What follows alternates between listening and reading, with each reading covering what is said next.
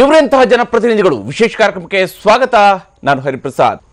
ತುರುವೇಕೆರೆಯಲ್ಲಿ ಕೊಳಕು ನಾಲಿಗೆ ಹರಿಬಿಟ್ಟ ಕೃಷ್ಣಪ್ಪ, ಮನೆಗೆ ನುಗ್ಗಿ ಶಾಸಕ ರಾಜು ಕಾಗೆ ಪಟಾಲಂ ರೌಡಿಸಂ, ಜಿಲ್ಲೆಗೆ ಬೆಂಕಿ ಹಚ್ಚುವುದಾಗಿ ಸಂಸದ ಕಟೀಲ್ ಉದ್ದಟತನ, ವೈದ್ಯರ ಮೇಲೆ ದಾದಾಗಿರಿ ಮೆರೆದ ಅನಂತಕುಮಾರ್ ಹೆಗಡೆ. ಇದುವೇ ಇವತ್ತಿನ ವಿಶೇಷ. ಇವರೆಂಥ ಜನಪ್ರತಿನಿಧಿಗಳು.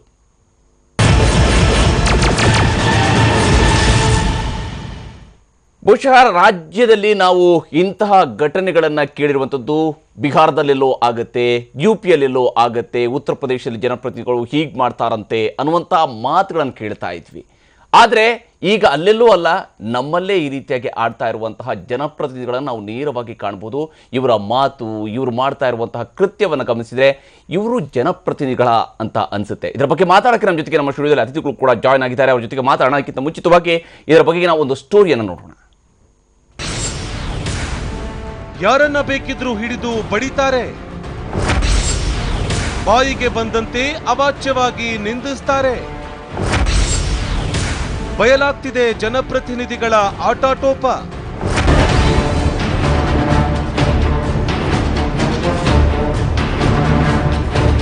ಜನಪ್ರತಿನಿಧಿಗಳು ಅನಿಸಿಕೊಂಡಿರೋರ ಅಸಲಿ ಮುಖವಿದು. ತಮ್ಮನ್ನ ಪ್ರಶ್ನೆ ಮಾಡೋರು ಯಾರೂ ಇಲ್ಲ ಅನ್ನೋ ಧೋರಣೆ ಇವರದ್ದು. ಇನ್ನು ಕೆಲವರಂತೂ ಬಾಯಿ ಬಿಟ್ರೆ ನೆರೆದವರು ಕಿವಿ ಮುಚ್ಚಿಕೊಳ್ಳಬೇಕು.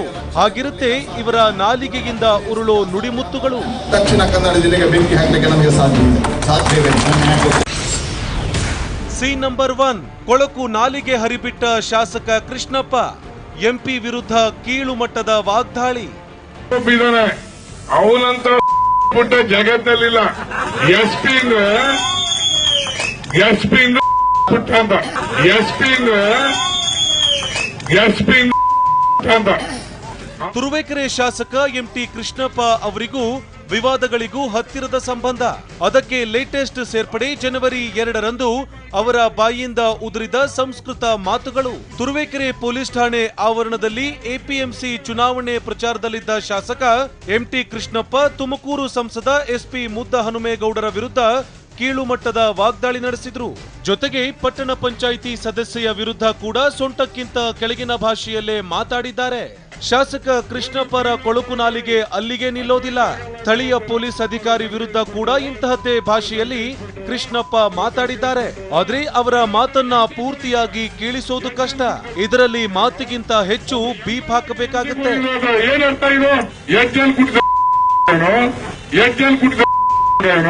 ಅವನೆಂತ ವಿಶ್ವ ಅಂದ್ರೆ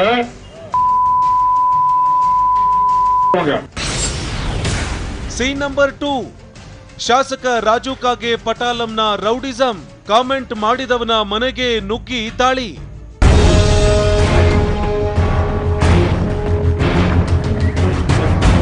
ಇಲ್ನೋಡಿ, ಕೈಯಲ್ಲಿ ದೊಣ್ಣೆ, ಕಬ್ಬಿಣದ ರಾಡ್ ಹಿಡ್ಕೊಂಡು ಬರ್ತಿರೋ ಈ ಪಟಾಲಂ ಬೆಳಗಾವಿ ಜಿಲ್ಲೆ ಕಾಗವಾಡ ಶಾಸಕ ರಾಜು ಕಾಗೆಯ ಸಂಬಂಧಿಕರದ್ದು. ವಿವೇಕ್ ಶೆಟ್ಟಿ ಅನ್ನೋ ಕಾಂಗ್ರೆಸ್ ಕಾರ್ಯಕರ್ತನ ಮನೆಗೆ ನುಗ್ಗಿ ಶಾಸಕ ಕಾಗೆಯ ಕುಟುಂಬಸ್ಥರು ಪೌರುಷ ಮೆರೆದಿದ್ದಾರೆ. ರಾಜು ಕಾಗೆಯ ಪುತ್ರಿಗೆ ಫೇಸ್ಬುಕ್ ನಲ್ಲಿ ಅಶ್ಲೀಲವಾಗಿ ಕಮೆಂಟ್ ಮಾಡಿದ್ದಾನೆ ಅನ್ನೋದೇ ಇವರ ಕೋಪ ತಾಪಕ್ಕೆ ಕಾರಣ. ವಿವೇಕ್ ಶೆಟ್ಟಿ ಮತ್ತು ಆತನ ತಾಯಿಯನ್ನ ಮನೆಯಿಂದ ಹೊರಗೆಳೆದು ತಂದು ಥಳಿಸಿದ್ದಾರೆ.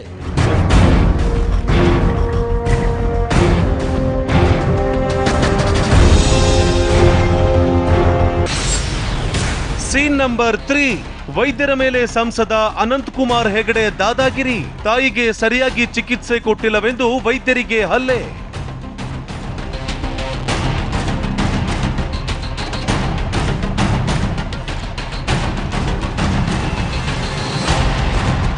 ಇದು ಉತ್ತರ ಕನ್ನಡ ಸಂಸದ ಅನಂತಕುಮಾರ ಹೆಗಡೆ ಅವರ ಪೌರುಷ ಪ್ರದರ್ಶನ. ಪಾಪದ ವೈದ್ಯರು ಇರೋದೇ ತನ್ನಿಂದ ಹೊಡೆಸಿಕೊಳ್ಳೋಕೆ ಎಂಬಂತಿದೆ ಈ ಸಂಸದರ ನಿಲುವು. ಸಂಸದ ಅನಂತಕುಮಾರ್ ಹೆಗಡೆ ತಾಯಿ ಲಲಿತಾ ಅವರಿಗೆ ಕಾಲಿಗೆ ಗಾಯವಾಗಿ ಶಿರಸಿಯ ಟಿಎಸ್ಎಸ್ ಆಸ್ಪತ್ರೆಗೆ ಬಂದಿದ್ರು. ಆದ್ರೆ ರಾತ್ರಿ 10:50ರ ಸುಮಾರಿಗೆ ಆಸ್ಪತ್ರೆಗೆ ಬಂದ ಅನಂತಕುಮಾರ್ ಹೆಗಡೆ ಆಸ್ಪತ್ರೆಯಲ್ಲಿ ತಮ್ಮ ತಾಯಿಗೆ ವೈದ್ಯರು ಸರಿಯಾಗಿ ಚಿಕಿತ್ಸೆ ನೀಡಿಲ್ಲವೆಂದು ಗರಂ ಆಗಿದ್ದಾರೆ. ಚಿಕಿತ್ಸೆ ಯಾಕೆ ಕೊಟ್ಟಿಲ್ಲವೆಂದು ಡಾಕ್ಟರ್ ಮಧುಕೇಶ್ವರ್ ಹಾಗೂ ಡಾಕ್ಟರ್ ಬಾಲಚಂದ್ರ ಭಟ್ ಅನ್ನೋ ಇಬ್ಬರು ವೈದ್ಯರ ಮೇಲೆ ಹಲ್ಲೆ ನಡೆಸಿದ್ದಾರೆ. ಅನಂತಕುಮಾರ್ ಹೆಗಡೆಯ ದಾಳಿಯಿಂದ ವೈದ್ಯರನ್ನ ಬಚಾವ್ ಮಾಡಲು ಬಂದ ಆಸ್ಪತ್ರೆ ಸಿಬ್ಬಂದಿ ಮೇಲೂ ಪೌರುಷ ಪ್ರದರ್ಶಿಸಿದ್ದಾರೆ. ಅನಂತಕುಮಾರ್ ಹೆಗಡೆ ದಾಳಿಗೆ ಸಿಕ್ಕ ವೈದ್ಯರ ಮುಖಾಮೂತಿಯಲ್ಲಿ ರಕ್ತ ಹರಿದಿತ್ತು.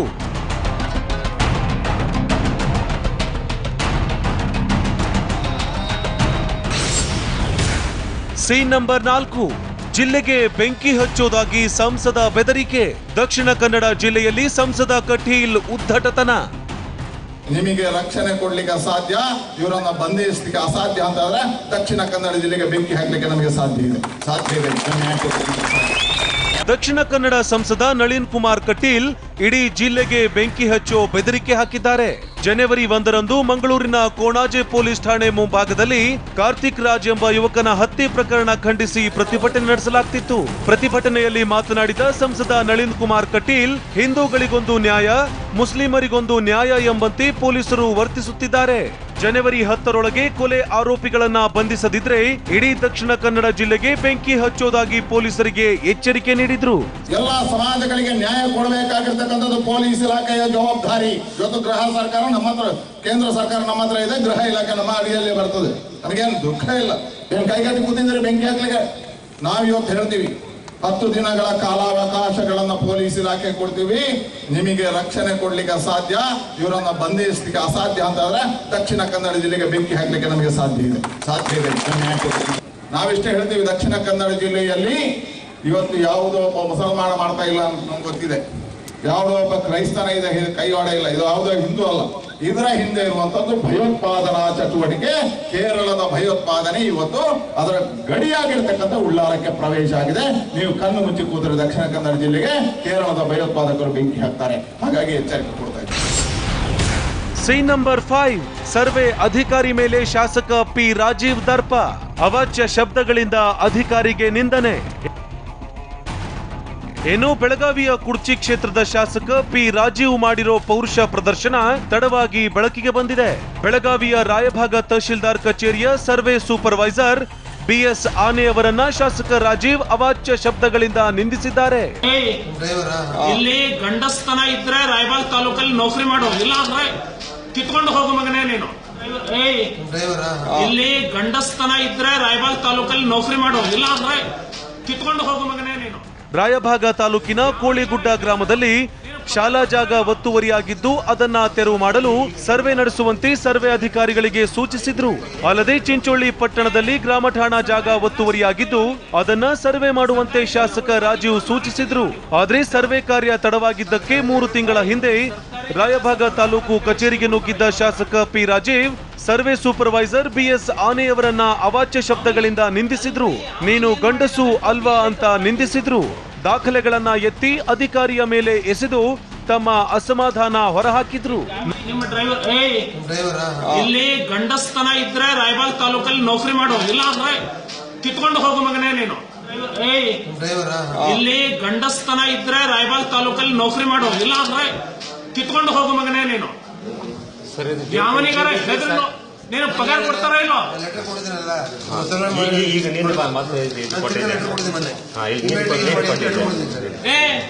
ಸರ್ಕಾರಿ ಪಗಾರ ಸಿಗ್ತದ ಇಲ್ಲೋ ನಿಂಗೆ? ನಮ್ಮ ರಾಜ್ಯದ ಈ ಶಾಸಕರು ಮತ್ತು ಸಂಸದರ ವರ್ತನೆ ನೋಡಿದ್ರೆ ಇವರನ್ನ ಆಯ್ಕೆ ಮಾಡಿರೋ ಮತದಾರರು ತಲೆ ತಗ್ಗಿಸಬೇಕಷ್ಟೇ.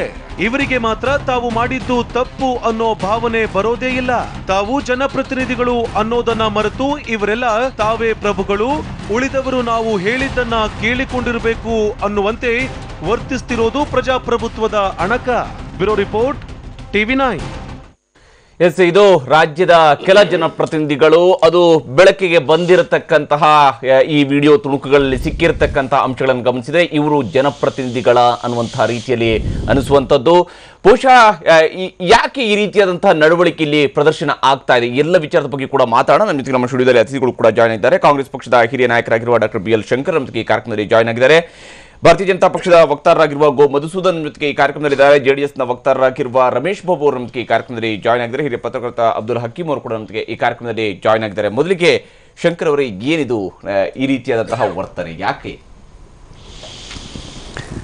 ರಾಜಕಾರಣಕ್ಕೆ ಬರಬೇಕಾದಾಗ ಹಿಂದೆಲ್ಲ ಒಂದೋ ಹೋರಾಟದ ಹಿನ್ನೆಲೆಯಿಂದ ಬರ್ತಾಯಿದ್ರು, ಅಥವಾ ಅವರ ಅರ್ಹತೆ ಸೇವೆ ಆಧಾರದ ಮೇಲೆ ಆ ಹಿನ್ನೆಲೆಯಿಂದ ಬರ್ತಾಯಿದ್ರು, ಅಥವಾ ರಾಜಕೀಯ ಪಕ್ಷಗಳು ಅಭ್ಯರ್ಥಿನ ಆಯ್ಕೆ ಮಾಡಬೇಕಾದ್ರೆ ಕೆಲವು ಮಾನದಂಡಗಳನ್ನ ಇಟ್ಕೊಂಡು ಮಾಡ್ತಾಯಿದ್ದು. ಅದು ಚುನಾವಣೆ ಗೆಲ್ಲೋದಕ್ಕಿಂತ ಮುಖ್ಯವಾಗಿ ಆ ಪಕ್ಷದ ಸಿದ್ಧಾಂತವನ್ನು ಪ್ರತಿಪಾದನೆ ಮಾಡುವಂಥ, ಅದಕ್ಕೆ ಬದ್ಧರಾಗಿರುವಂಥ, ಸಾರ್ವಜನಿಕರಲ್ಲಿ ಗೌರವ ಸಂಪಾದನೆ ಮಾಡಿರುವಂಥವ್ರನ್ನೇ ಬಹುತೇಕ ಆಯ್ಕೆ ಮಾಡ್ತಾಯಿದ್ರು. ಆದರೆ ಕಳೆದ ಕೆಲವು ವರ್ಷಗಳಿಂದ ಈಗ ಗೆಲ್ಲುವುದೇ ಪ್ರಮುಖ ಮಾನದಂಡ ಆದ ನಂತರ ಈಗ ಯಾರು ಯಾವ ಸಂದರ್ಭದಲ್ಲಿ ಬೇಕಾದರೂ ರಾಜಕಾರಣಕ್ಕೆ ಬರುವಂಥ ಸಾಧ್ಯತೆ ಇದೆ. ಒಂದು ಹಣ ಮತ್ತು ಜಾತಿ ಬಹಳ ದೊಡ್ಡ ಒಂದು ಪ್ರಭಾವವನ್ನು ಈ ಚುನಾವಣೆಯಲ್ಲಿ ನಮ್ಮ ಅಭ್ಯರ್ಥಿಗಳನ್ನ ಆಯ್ಕೆ ಮಾಡುವಂಥ ಸಂದರ್ಭದಲ್ಲಿ ದೊಡ್ಡ ಒಂದು ಪ್ರಭಾವವನ್ನು ಬೀರ್ತಾ ಇದೆ. ಅದು ಆ ಪಕ್ಷ ಈ ಪಕ್ಷ ಅಂತಲ್ಲ, ಎಲ್ಲ ಪಕ್ಷಗಳು, ಈ ಕೆಲವು ಪಕ್ಷಗಳನ್ನು ನೀವು ತೋರಿಸಿದಿರಿ, ಎಲ್ಲ ರಾಜಕೀಯ ಪಕ್ಷಗಳವರು ಇಂಥವ್ರು ಇದ್ದಾರೆ. ಅದಕ್ಕೆ ನಮ್ಮ ಪಕ್ಷದವ್ರನ್ನ ತೋರಿಸಿಲ್ಲ, ನಮ್ಮ ಪಕ್ಷದಲ್ಲಿ ಎಲ್ಲರೂ ಸರಿ ಇದ್ದಾರೆ ಅಂತ ನಾನು, ನಮ್ಮ ಪಕ್ಷದಲ್ಲಿ ಈ ರೀತಿ ಆಡೋಂಥವ್ರು ಖಂಡಿತವಾಗಿ ಕೂಡ ಇರ್ತಾರೆ. ಹಾಗೆ ಇದನ್ನು ನಾನು ರಾಜಕೀಯ ಮಾಡಲಿಕ್ಕೆ ಬಯಸೋದಿಲ್ಲ, ಯಾವ ಪಕ್ಷಕ್ಕೆ ಅವರು ಸೇರಿದ್ದಾರೆ ಅಂತ. ಇದು ಇಡೀ ಶಾಸಕರು, ಸಂಸದರು, ಜನಪ್ರತಿನಿಧಿಗಳ ಬಗ್ಗೆ ಜನಗಳ ಅಭಿಪ್ರಾಯ ಏನಾಗ್ಬೋದು ಅನ್ನೋದು ಯೋಚನೆ ಮಾಡಬೇಕಾದಂಥ ಒಂದು ಸಂದರ್ಭ ಇದು. ಅದಕ್ಕೆ ಮುಖ್ಯವಾಗಿರುವಂಥ ಕಾರಣ ಏನು ಅಂದರೆ, ಶಾಸಕ ಅಥವಾ ಸಂಸದ ಆಗೋದು, ಜನಪ್ರತಿನಿಧಿ ಆಗೋದು ಅಂದರೆ ಅವನು ಎಲ್ಲ ಕಾನೂನುಗಳಿಂದ ಅತೀತನಾದವನು ಅನ್ನೋ ರೀತಿಯಲ್ಲಿ ಭಾವನೆ ಜನಪ್ರತಿನಿಧಿ ಬಂದಿರೋಂಥದ್ದು ನಿಜ. ಚುನಾಯಿತ ಪ್ರತಿನಿಧಿ ಪಂಚಾಯತ್ನಿಂದ ಪಾರ್ಲಿಮೆಂಟ್ವರೆಗೆ ಯಾವುದೇ ಒಂದು ಸಂದರ್ಭದಲ್ಲಿ ಚುನಾಯಿತ ಪ್ರತಿನಿಧಿ ಆದ ತಕ್ಷಣ ಯಾವುದೇ ಕಾನೂನು ಅವರಿಗೆ ಅನ್ವಯ ಆಗೋದಿಲ್ಲ ಅಂತ ಭಾವಿಸುವಂಥರ ಸಂಖ್ಯೆ 100ಕ್ಕೆ 90 ಭಾಗ.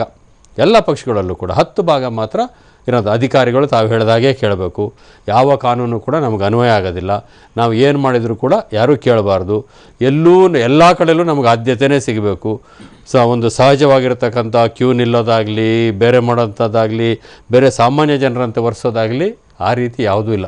ಅಪವಾದ ಅನ್ನೋ ರೀತಿಯ ಶಾಸಕರು ಎಲ್ಲ ಪಕ್ಷದಲ್ಲೂ ಇದ್ದಾರೆ, ಆದರೆ ಭಾಳ ಕಡಿಮೆ, 5ರಿಂದ 10% ಇದ್ದರೆ ಭಾಳ ಹೆಚ್ಚು.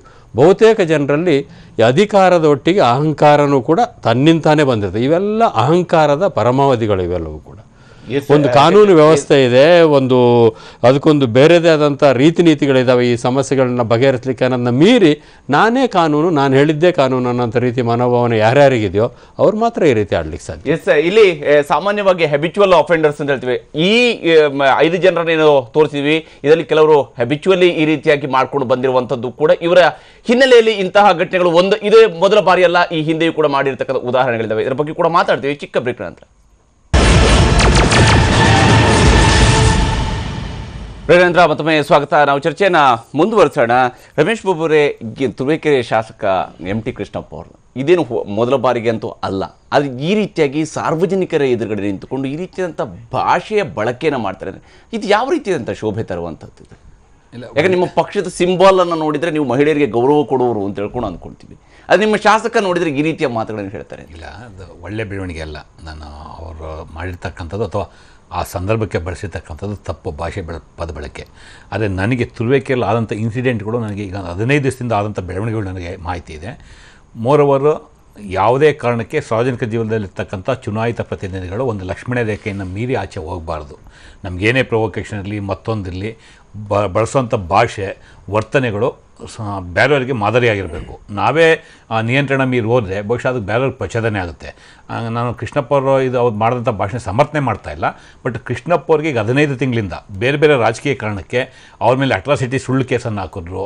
ಅವರು ಈಸ್ ಎ ಸೀನಿಯರ್ ಸಿಟಿಸನ್ನು. ಅವರು ರಿಟೈರ್ಮೆಂಟ್ ಆದಮೇಲೆ ಇಲ್ಲಿ ಬಂದು ರಾಜಕಾರಣಕ್ಕೆ ಬಂದು ಮಾಡಿರ್ತಕ್ಕಂಥದ್ದು. ಅವ್ರನ್ನ ಉದ್ದೇಶವಾಗಿ ಪ್ರೊವೋಕ್ ಮಾಡೋಂಥದ್ದು. ನಾನು ಭಾಳ ಸ್ಪಷ್ಟವಾಗಿ ಹೇಳ್ತಾ ಇದ್ದೀನಿ, ಕೃಷ್ಣಪ್ಪನವರ ಭಾಷೆನ ನಾನು ಸಮರ್ಥನೆ ಮಾಡ್ತಾ ಇಲ್ಲ. ಆದರೆ ಅಲ್ಲಿ ಹಿನ್ನೆಲೆ ನಾನು ಹೇಳೋದು ಮಾತ್ರ ಇಷ್ಟಪಡ್ತೀನಿ. ಕೃಷ್ಣಪ್ಪನವ್ರಿಗೆ ಆ ರೀತಿ ಭಾಷೆ ಪಡೆದಕ್ಕೆ ಪ್ರೊವೊಕೇಷನ್ನು ಮಾಡಿದ್ದಾರೆ. ಬಹುಶಃ ಅದು ಆಗಬಾರ್ದು. ಕೃಷ್ಣಪ್ಪನವರ ತಪ್ಪು ಯಾವ ರೀತಿ ಇದೆಯೋ ಅವ್ರನ್ನ ಅಲ್ಲಿ ಪ್ರೊವೊಕೇಷನ್ ಮಾಡಿರ್ತಕ್ಕಂಥದ್ದು ಇದೆ ವಾಸ್ತವವಾಗಿ. ಅಲ್ಲಿ ಏನು ಇವತ್ತು ಲೇಡಿ ತೋರಿಸ್ತಾ ಇದ್ದೀರೋ ಅವ್ರನ್ನ ಬೇಕಂತ ಸುಳ್ಳು ಕೇಸ್ ಹಾಕಂಥದ್ದು ಇವೆಲ್ಲ ಮಾಡಿದ್ದಾರೆ. ಅದು ಬೇರೆ ಬೇರೆ ರಾಜಕೀಯ ಕಾರಣಗಳು, ಅದನ್ನು ಅವರೇ ಸಮರ್ಥನೆ ಕೊಡ್ತಾರೆ. ಕೃಷ್ಣಪ್ಪನವರೇ ಅದಕ್ಕೆ ಸರಿಯಾದಂಥ ಸಮರ್ಥನೆ ಕೊಡೋದಕ್ಕೆ ಸಮರ್ಥಿದ್ದಾರೆ. ಪ್ರಶ್ನೆ ಇರ್ತಕ್ಕಂಥದ್ದು, ಯಾವುದೇ ಪಕ್ಷದ ಶಾಸಕರಿರಲಿ, JDS ಇರಲಿ, BJP ಇರಲಿ, ಕಾಂಗ್ರೆಸ್ ಇರಲಿ, ಹಿಂದೆ ನಿಮ್ಮ ಇದರಲ್ಲೇ ವಾಹಿನಿಯಲ್ಲಿ ನೋಡಿದ್ದೀವಿ, ಒಬ್ಬ ಶಾಸಕರು ನಿಮ್ಮ ವಾಹಿನಿಗೆ ನುಗ್ಗರು, ಕಾಂಗ್ರೆಸ್ ಶಾಸಕರು. ಇವೆಲ್ಲ ಪ್ರಕರಣಗಳು ನೋಡಿದ್ದೀವಿ. ಹಿಂದೆ FM ಖಾನ್ರವ್ರದ್ದೊಂದು ಆಡಳಿತ ಸಚಿವರಿದ್ದಾಗ ಕಾಂಗ್ರೆಸ್ನಲ್ಲಿ ಅಂತ ಒಂದಿತ್ತು. ಮತ್ತು ಬಣ್ಕಾರ್ ಅಂತ ಒಬ್ಬ ಸ್ಪೀಕರ್ ಇದ್ದರು. Personally is good. ಬಳಸ್ತಾ ಇದ್ದಿದ್ದ ಭಾಷೆ ಇತ್ತಲ್ಲ, ಇಟ್ ವಾಸ್ ವೆರಿ ಟಫ್. ಅಧಿಕಾರಿಗಳ ಹತ್ರ ಅಥವಾ ಸರ್ಕಾರಿ ವರ್ಗದಲ್ಲಿ ಕೆಲಸ ತಗೊಳ್ಳೋದಕ್ಕೆ ಅವರು ಮಾತೆತ್ತಲ್ಲಿ ಅಡ್ಸಿ ಮಗನೆ ಅಂತ ಪದ ಬಳಕೆ ಮಾಡೋರು. ಇಂಟೆನ್ಷನ್ನಾಗಿ ಮಾಡ್ತಿದ್ದಿದ್ದಲ್ಲ, ಅದು ಬೆಳೆಸ್ಕೊಂಬಂದಂಥ ಒಂದು ಪದ್ಧತಿ ಇತ್ತು. ಅದೇ ಥರದ ಆರೋಪಗಳು ವೈಕೆರಾಮಯ್ಯನವ್ರ ಮೇಲಿತ್ತು. ಬಹುಶಃ ಅದು ಯಾರೇ ಆಗಲಿ, ನಾವು ಪ್ರಶ್ನೆ ಬೇರೆ. ಸಾರ್ವಜನಿಕ ಜೀವನದಲ್ಲಿರ್ತಕ್ಕಂಥ ಜನಪ್ರತಿನಿಧಿಗಳು ಭಾಷೆ ಮೇಲೆ ಇಡ್ತಾ ಇರಬೇಕಾಗತ್ತೆ, ವರ್ತನೆಯಲ್ಲಿ ನಿಯಂತ್ರಣವನ್ನು ಹಾಕಬೇಕಾಗುತ್ತೆ. ನಾವು ಲಕ್ಷ್ಮಣ ರೇಖೆಯನ್ನು ಮೀರಿ ಆಚೆ ಹೋಗಬಾರ್ದು. ಬಹುಶಃ BL ಶಂಕರ್ ಹೇಳಿದ ಅಷ್ಟು ಪದಗಳನ್ನು ಅನುಮೋದನೆ ಮಾಡ್ತೀನಿ. ಯಾಕೆಂದರೆ ನಾವು ಕಾನೂನೆಲ್ಲ ನಾವು ಹೇಳ್ದಂಗೆ ಕೇಳುತ್ತೆ ಅನ್ನೋ ಭಾವನೆ ಇಟ್ಕೋಬಾರ್ದು. ಯಾಕೆಂದರೆ ಕಾನೂನು ಎಲ್ರಿಗೂ ಒಂದೇ. ಅವರು ಸುಪ್ರೀಂ ಕೋರ್ಟ್ ಜಡ್ಜಿಗೂ ಅಪ್ಲಿಕಬಲ್ಲು, ಈ ಎಲೆಕ್ಟೆಡ್ MLAಗೂ ಅಪ್ಲಿಕಬಲ್ಲು, ಒಬ್ಬ ಗ್ರಾಮ ಪಂಚಾಯತಿ ಮೆಂಬರ್ಗೂ ಅಪ್ಲಿಕಬಲ್. ಏನಾಗುತ್ತೆ, ಚುನಾಯಿತ ಪ್ರತಿನಿಧಿಗಳು ನಾವು ಎಲೆಕ್ಟ್ ಆಗಿದ್ದೀವಿ ತಕ್ಷಣ ನಮಗೆ ಹೆಚ್ಚು ಅಧಿಕಾರ ಇದೆ, ನಾವು ಕಾನೂನಿಂದ ಅತೀತರು, ಕಾನೂನು ಬಿಟ್ಟು ನಾವು ವರ್ತನೆ ಮಾಡ್ಬೋದು, ಈ ಭಾವನೆಯನ್ನು ಬೆಳೆಸ್ಕೊಂಡಿರ್ತಕ್ಕಂಥ ಪ್ರಕರಣಗಳು ಇವಾಗ ನೋಡ್ತಾ ಇದ್ದೀವಿ. ತಾವೇನು ಈಗ ಒಂದು 5 ಪ್ರಕರಣಗಳ ತೋರಿಸಿದ್ರಿ, ಬಹುಶಃ ಆ ಥರದ ವರ್ತನೆ ಎಲ್ಲೋ ಏನೋ ಪ್ರೊವೊಕೇಷನ್ ಇದ್ದರೂ ಸಹ ನಾವು ನಮ್ಮ ಭಾಷೆಯ ಹಿಡಿತವನ್ನು ಬಿಟ್ಟು ಆಚೆ ಹೋಗಬಾರ್ದು. ಸದನದ ಒಳಗಡೆ ಆಗಲಿ, ಸಾರ್ವಜನಿಕ ಜೀವನದಲ್ಲಾಗಲಿ, ಎಲ್ಲೇ ಆಗಲಿ, that elected MLAs and MPs they are having more value in the society. ಇವ್ರನ್ನ ನೋಡಿ ಬೇರೆಯವ್ರು ಅನುಕರಣೆ ಮಾಡ್ತಾರೆ. ಹಾಗಾಗಿ ಇವರೇ ಪ್ರೊವೊಕೇಷನ್ಗೆ ಅವಕಾಶ ಕೊಟ್ಟರೆ ಹಿಂದೆ ಇರ್ತಕ್ಕಂಥ ಹಿಂಬಾಲಕರು ಕಾನೂನನ್ನು ಕೈಗೆತ್ಕೊಳ್ಳೋವಂಥದ್ದು, ಅಥವಾ ಸರ್ಕಾರಿ ನೌಕರರು ತಮ್ಮ ಕೆಲಸಗಳನ್ನ ಮಾಡೋದಕ್ಕೆ ಅಡ್ಡಿಪಡಿಸೋವಂಥದ್ದು, ಅಥವಾ ಅವ್ರ ಮೇಲೆ ರಾಜಕೀಯ ಪ್ರಭಾವಕ್ಕೆ ಒತ್ತಡ ಹಾಕೋಂಥದ್ದು, ಅಥವಾ ಇನ್ನೇನೋ ಪ್ರಭಾವವನ್ನು ತಗೊಳ್ಳೋದಕ್ಕೆ ಮಾಡೋವಂಥದ್ದು. ಬಹುತೇಕ ಪ್ರಕರಣಗಳಲ್ಲಿ ಈ ಬಿಲ್ಗಳಿಗೆ ಸೈನ್ ಹಾಕಿಲ್ಲ ಅಂತ ಇಂಜಿನಿಯರ್ಗಳು ಕೈ ಕತ್ತರಿಸೋ ಮಟ್ಟಕ್ಕೆ ಪ್ರಕರಣಗಳು ಹೋಗಿದೆ. ಬಹುಶಃ ಇಂಥ ಅನೇಕ ಪ್ರಕರಣಗಳು. ಇಲ್ಲಿ ಸರ್ಕಾರಿ ನೌಕರರು ಸಹ ಒತ್ತಡವಿಲ್ಲದಲೇ ಸ್ವತಂತ್ರವಾಗಿ ಕೆಲಸವನ್ನು ಮಾಡಬೇಕಾಗುತ್ತೆ. ಅವ್ರ ಕೆಲಸದಲ್ಲಿ ಅಡ್ಡಿಪಡಿಸೋಂಥದ್ದು ಅಪರಾಧ ಆಗುತ್ತೆ. ಬಹುಶಃ ನಾವು ಬಳಸೋಂಥ ಭಾಷೆ ಮೇಲೆ ನಮ್ಗೆ ಇಡ್ತಾ ಇರಬೇಕಾಗುತ್ತೆ. ನಾವು ಮಾದರಿಯಾಗಿ ನಡ್ಕೋಬೇಕಾಗುತ್ತೆ. ಸ್ವಯಂ ನಿಯಂತ್ರಣವನ್ನು ನಾವೇ ಹಾಕ್ಕೋಬೇಕಾಗುತ್ತೆ. ನಾವು ಇನ್ನೊಬ್ಬರಿಗೆ ಹೇಳಿಕೆ ಕೊಡೋದಂಥದ್ದಲ್ಲ, ಹಾಕ್ಕೋಬೇಕಾಗುತ್ತೆ. ತಪ್ಪು ಯಾರೇ ಮಾಡೋದು, JDS ಆಗಲಿ, ಕಾಂಗ್ರೆಸ್ ಆಗಲಿ, BJP ಆಗಲಿ, ಯಾರೇ ಮಾಡೋದು ತಪ್ಪೇ. ಬಹುಶಃ ಅಂಥ ತಪ್ಪುಗಳನ್ನ ನಾವು ಕಡಿಮೆ ಮಾಡಬೇಕು, ಮತ್ತು ಅಂಥ ತಪ್ಪುಗಳು ಮರುಕಳಿಸದಂತೆ ನೋಡ್ಕೋಬೇಕಾಗುತ್ತೆ. ಮಧುಸೂದನ್ ಅವರೇ, 5 ಬಾರಿಯ ಸಂಸದ, 2 ಬಾರಿಯ ಸಂಸದ ನಡ್ಕೊಳ್ಳತಕ್ಕಂಥ ರೀತಿ ಇದೇನಾ? ಯಾವ ಕಾರಣಕ್ಕೂ ಇಂತಹ ನಡವಳಿಕೆಯನ್ನು ನಾವ್ಯಾರು ಸಮರ್ಥನೆ ಮಾಡುವಂಥ ಒಂದು ಸ್ವಭಾವವನ್ನು ಇಟ್ಕೊಂಡಿಲ್ಲ. ಒಬ್ಬ ಜನಪ್ರತಿನಿಧಿ ಜನರಿಗೆ ಮಾದರಿಯಾಗಿ ನಡ್ಕೋಬೇಕಾದ. ಒಂದು ಮಾತಿದೆ, ಸಂಸ್ಕೃತದಲ್ಲಿ ಲಜ್ಜಾ ಅಂತನ್ನುವಂಥ ಶಬ್ದವನ್ನು ಉಪಯೋಗಿಸ್ತಾರದು. ಅದನ್ನೇ ನಾವು ಕನ್ನಡದಲ್ಲಿ ನಾಚಿಕೆ ಅಂತ ಹೇಳ್ತೇವೆ. ಲಜ್ಜಾ ಅನ್ನೋದು ನಾಚಿಕೆ ಅಲ್ಲ. ಆ್ಯಕ್ಚುಲಿ ಲಜ್ಜಾ ಅಂತನ್ನೋದು ಒಂದು ಮರ್ಯಾದಾ ಅಂತನ್ನುವಂಥ ಶಬ್ದದ ಹೆಸರು. ಪ್ರತಿಯೊಂದು ಸ್ಥಾನಕ್ಕೆ ಒಂದು ಗೌರವದ ಮರ್ಯಾದೆ ಇದೆ. ಆ ಸ್ಥಾನ ಗೌರವವನ್ನು ಬಿಟ್ಟು ನಡ್ಕೊಂಡ್ರೆ ಅದು ಯಾರು ನಡ್ಕೊಂಡ್ರೂ ಸಹ ತಪ್ಪೇನೆ. ಅದು ಅದರ ಬಗ್ಗೆ ಅನುಮಾನವೇ ಇಲ್ಲ. ಸಮರ್ಥನೆಗಳು ಯಾರು ಏನೇ ಕೊಡಲಿ, ವಿಶೇಷವಾಗಿ ನಳಿನ್ ಕುಮಾರ್ ಕಟೀಲ್ ಅವರ ಭಾಷಣದ ಹಿಂದೆ ಒಂದು ದೊಡ್ಡ ನೋವಿದೆ. ದಕ್ಷಿಣ ಕನ್ನಡ ಜಿಲ್ಲೆಯಲ್ಲಿ ಕಳೆದ 3-4 ವರ್ಷಗಳಲ್ಲಿ ಬಹಳ ದೊಡ್ಡ ಪ್ರಮಾಣದಲ್ಲಿ ಈ ರೀತಿಯಾಗಿ ಉಗ್ರವಾದ ಪ್ರಚೋದಿತವಾದಂಥ ಒಂದು ನಿಶ್ಚಿತ ಸಮಾಜದ ವ್ಯಕ್ತಿಗಳನ್ನು ಗುರಿಯಾಗಿಟ್ಕೊಂಡು ಹಲ್ಲೆ ನಡೆಸೋದು, ಕೊಲೆ ಮಾಡುವಂಥದ್ದು ಜಾಸ್ತಿ ಆಗ್ತಾ ಇದೆ. ಹಾಗಾಗಿ ಹತಾಶೆಯಿಂದ ತಮ್ಮ ಕೈನಲ್ಲಿ ಏನೂ ಮಾಡೋಕ್ಕಾಗ್ತಾ ಇಲ್ಲ ಅಂತನ್ನೋ ಕಾರಣಕ್ಕೋಸ್ಕರವಾಗೋ, ಪೊಲೀಸ್ನವರು ನಮ್ಮ ಮಾತು ಕೇಳ್ತಾ ಇಲ್ಲ ಅಂತನ್ನೋ ಕಾರಣಕ್ಕೋಸ್ಕರವಾಗೋ, ಅಥವಾ ಪೊಲೀಸ್ನವರು ಬೇರೆ ಇನ್ಯಾರ್ದೋ ಮಾತು ಕೇಳ್ತಾ ಇದ್ದಾರೆ ಅಂತನ್ನೋ ಕಾರಣಕ್ಕೋಸ್ಕರವಾಗೂ ಆಡಿರುವಂಥ ಮಾತಿರಬಹುದು. ಆದರೆ every people's representative should maintain a restraint. ತಮ್ಮ ನಾಲಿಗೆಯ ಮೇಲೆ ಹಿಡಿತವನ್ನು ಇಟ್ಕೋಬೇಕು. ಅದು ತಪ್ಪಾಗುತ್ತೆ. ಇನ್ನು ಮಿಕ್ಕವ್ರ ಬಗ್ಗೆ ಎಲ್ಲ ಎಲ್ಲರದು ಹಾಗೇ ಇದೆ ಸ್ಥಿತಿ. ಯಾರೂ ಯಾವುದೇ ಕಾರಣಕ್ಕೆ ಕಾನೂನನ್ನು ಕೈಗೆ ತೆಗೆದುಕೊಳ್ಳುವಂಥದ್ದಾಗಲಿ, ಹೊಡೆಯುವಂಥದ್ದಾಗಲಿ, ಬಡಿಯುವಂಥದ್ದಾಗಲಿ ಇದು ಸರಿಯಾದಂಥದ್ದ ರೀತಿಯೇ ಅಲ್ಲ. ಇದು ಜನಪ್ರತಿನಿಧಿಗಳು ನಡ್ಕೊಳ್ಳುವಂಥ ಪದ್ಧತಿಯೇ ಅಲ್ಲ. ಇದಕ್ಕೆ ಇನ್ನೊಂದು ಕಾರಣ ಇರೋದೇನಂತ ಅಂತಂದರೆ, ಇದು ಮೊದಲನೇ ಸರಿ ಈ ಥರದ ಘಟನೆ ನಡೆದಿದೆ ಅಂತ ಅಲ್ಲ. ಈ ಹಿಂದೆನೂ ಘಟನೆಗಳು ನಡೆದಿದ್ದಾವೆ ಈ ಥರದ್ದು. ಯಾವುದೋ ಬಾರ್ನಲ್ಲಿ ಹೋದಂಥ ಸಮಯದಲ್ಲಿ ನಮ್ಮೊಬ್ಬ ಶಾಸಕರ ಮಗ ಬೆಂಗಳೂರಿನಲ್ಲೇ ಹೊಡೆದಿದ್ದು, ಬಡ್ದಿದ್ದು, ಈ ಥರದ್ದು ಇನ್ನೂ ಅನೇಕ ಕಡೆ ನಡೆದಿದ್ದಾವೆ. ಆದರೆ ಒಂದು ಪದ್ಧತಿಯೇ ಬಂದುಬಿಟ್ಟಿದೆ, ಅವ್ರ ಮೇಲೆ ಏನು ಕ್ರಮ ನಡೆಯಲ್ಲ ಅಂತ ಹೇಳಿ. ಹಾಗಾಗಿ ಕಾನೂನಿನ ಭಯ ಒಮ್ಮೆ ಇಲ್ಲ ಅಂತ ಆದಾಗ ಈ ಥರದ ಘಟನೆಗಳು ನಡೆಯುತ್ತೆ. ಅದಕ್ಕೆ ಇನ್ನೂ ಒಂದು ಕಾರಣ ಇರೋದೇನಂತಂದರೆ, ಬಂದಿರುವಂಥ ಸರ್ಕಾರಿ ಅಧಿಕಾರಿಗಳು ನನ್ನ ಗುಲಾಮರು ಅಂತನ್ನುವಂಥ ಒಂದು ದುರಹಂಕಾರ ಜನಪ್ರತಿನಿಧಿಗಳಿಗೆ ನಡುವೆ ಜಾಸ್ತಿ ಆಗ್ತಾ ಇದೆ. ಅದಕ್ಕೆ ಕಾರಣ ಸರ್ಕಾರ ಯಾವುದೇ ಇರ್ಬೋದು, ಒಬ್ಬ MLA ಹೇಳಿದಂಥವನಲ್ಲಿ ತಹಸೀಲ್ದಾರ್ ಆಗ್ತಾನೆ, MLA ಹೇಳಿದಂಥ ವ್ಯಕ್ತಿ ಅಲ್ಲಿ ಪೊಲೀಸ್ ಇನ್ಸ್ಪೆಕ್ಟರ್ ಆಗ್ತಾನೆ, MLA ಹೇಳಿದಂಥ ವ್ಯಕ್ತಿ ಅಲ್ಲಿ BEO ಆಗ್ತಾನೆ. ಅವನ ಮರ್ಜಿ ಇಲ್ಲದೆ ಅವ್ರು ಕೆಲಸ ಮಾಡೋಕ್ಕೆ ಆಗೋದಿಲ್ಲ, ಅವನ ಮರ್ಜಿ ಇಲ್ಲದೆ ಅವರ ಟ್ರಾನ್ಸ್ಫರೇ ಆಗೋದಿಲ್ಲ, ಅವರ ತೈನಾತೆ ಆಗೋದಿಲ್ಲ. ಅಂಥ ಸ್ಥಿತಿ ನಿರ್ಮಾಣ ಆಗಿದೆಯಲ್ಲ. ಹಾಗಾಗಿ ಇವರೆಲ್ರಿಗೂ ಅನಿಸುತ್ತೆ ಅವ್ರು ನಾನು ಗುಲಾಮರು, ನಾನು ಹೇಳ್ದಾಗ ಕೇಳಬೇಕು, ಕೇಳಲಿಲ್ಲ ಅಂದರೆ ಹೇಳಿದ್ರಲ್ಲ ವಾದ್ದು ಹೊರಗಡೆ ಹಾಕ್ಬಿಡ್ತೀನಿ, ನಾಳೆ ಬೆಳಗ್ಗೆ ಟ್ರಾನ್ಸ್ಫರ್ ಮಾಡಿಸ್ಬಿಡ್ತೀನಿ, ಈ ಥರದ್ದೆಲ್ಲ ಬೇರೆ ಬೇರೆಯವ್ರನ್ನ ನಾವು ಕೇಳಿದ್ದೀವಿ ನಾವು. ಈ ಟ್ರಾನ್ಸ್ಫರ್ನ ಭೂತವನ್ನು ಇಟ್ಟುಕೊಂಡು ಹೊರಗಡೆ ಹಾಕ್ಸ್ಬಿಡ್ತೀನಿ ಅಂತನ್ನೋ ಭೂತವನ್ನು ಇಟ್ಕೊಂಡು ಈ ಥರದ್ದೆಲ್ಲ ಘಟನೆಗಳು ನಡೆಯುತ್ತೆ. ಕೆಲವೊಮ್ಮೆ ಇವರೇ ಕೈ ಮಾಡಿರುವಂಥದ್ದು ನೀವು ತೋರಿಸ್ತಾ ಇದ್ದೀರಿ, ಇನ್ನು ಕೆಲವೊಮ್ಮೆ ತಮ್ಮ ಅಕ್ಕಪಕ್ಕದಲ್ಲಿರುವಂಥವ್ರನ್ನ ಬಿಟ್ಟು ಹೊಡೆಸುವಂಥ ಅನೇಕ ಜನ ನಾವು ಕಂಡಿದ್ದೀವಿ ನಾವು. ಆದರೆ ಈ ಗೂಂಡಾಗಿರಿ ಕಡಿಮೆ ಆಗಬೇಕಾದ್ರೆ ಬಹುಶಃ ನಮ್ಮ ಅಧಿಕಾರಿಗಳ ಈ ಒಂದು ತಬಾದಿಲಿ ಏನು ನಡೆಯುತ್ತೆ, ಟ್ರಾನ್ಸ್ಫರ್ ಏನು ನಡೆಯುತ್ತೆ, ಅದು ಈ ಶಾಸಕರ ಕಪಿಮುಷ್ಟಿಯಿಂದ ಈಚೆ ಬರಬೇಕದು. ಎಸ್ ಮಧುಸೂದನ್ ಮಾತಾಡ್ತೀನಿ. ಚರ್ಚೆನ ನಾವು ಮುಂದುವರಿಸೋಣ ಚಿಕ್ಕ ಬ್ರೇಕ್ ನಂತರ.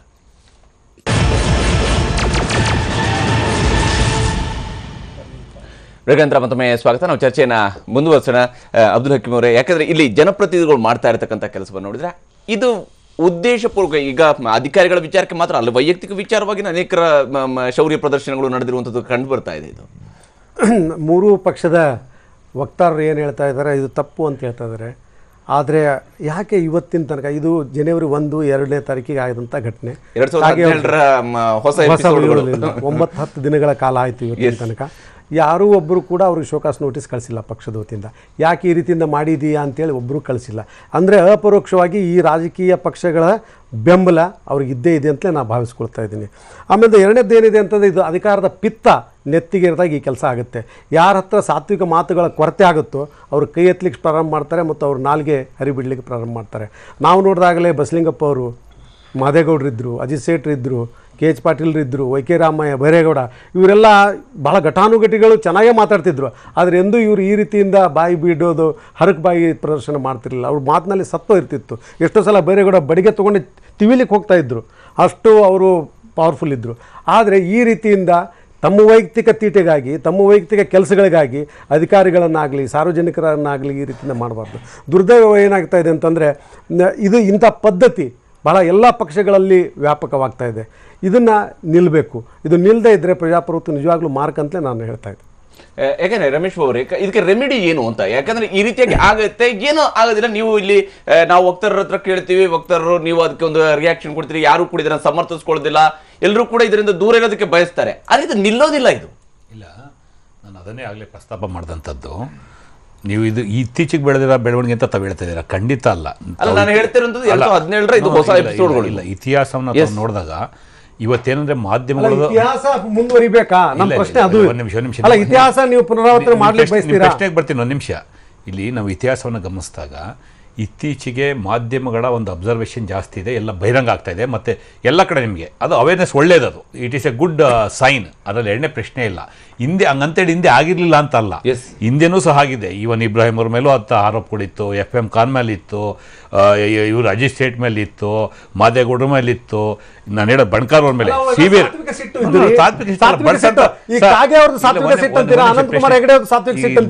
ದಯಮಾಡಿ ಅವ್ರ ತಾತ್ವಿಕ ಇಲ್ಲ, ತಾತ್ವಿಕ ಇಲ್ಲ ರಮೇಶ್ ಕುಮಾರ್ ಹೇಳಿದ್ರಲ್ಲ, ಅವ್ರಲ್ಲಿ ಸಾತ್ವಿಕ ಸಿಟ್ಟಿತ್ತು. ಅಕೀಮ್ ಅವರೇ, ಒಂದ್ ನಿಮಿಷ, ಅದನ್ನು ತಾತ್ವಿಕ ಸಿಟ್ಟೆ. ಈಗ ರಾಜು ಕಾಗೆ ಅವರ ಮನೆ ಮಗಳ ಮೇಲೆ ಒಬ್ರು ಫೇಸ್ಬುಕ್ ನನಗೆ ಗೊತ್ತಿಲ್ಲ, ಅದು ಮಾಧ್ಯಮದಲ್ಲಿ ಬಂದೆ ನಾನು ಹೇಳ್ತಾ ಇರ್ತಾರೆ. ಫೇಸ್ಬುಕ್ ಅಲ್ಲೂ ಸಹ ದುರುಪಯೋಗ ಮಾಡಂತನ್ನ ಮಾಡಬಾರ್ದು. ಅವ್ರನ್ನು ಹಂಗಂತೇಳಿ ರಾಜು ಕಾಗೆ ಕುಟುಂಬದವರು ಮಾಡಿ ಸರಿ ಅಂತ ನಾನು ಸಮರ್ಥನೆ ಮಾಡ್ತಾ ಇಲ್ಲ. ನಾನು ಹೇಳ್ತಾ ಇರ್ತಕ್ಕಂಥದ್ದು, ಈಗ ಸಾಮಾಜಿಕ ತಾಣಗಳಲ್ಲಿ ದುರುಪಯೋಗ ಆಗಂತವನ್ನು ಸಹ ತಪ್ಪಿಸಬೇಕು.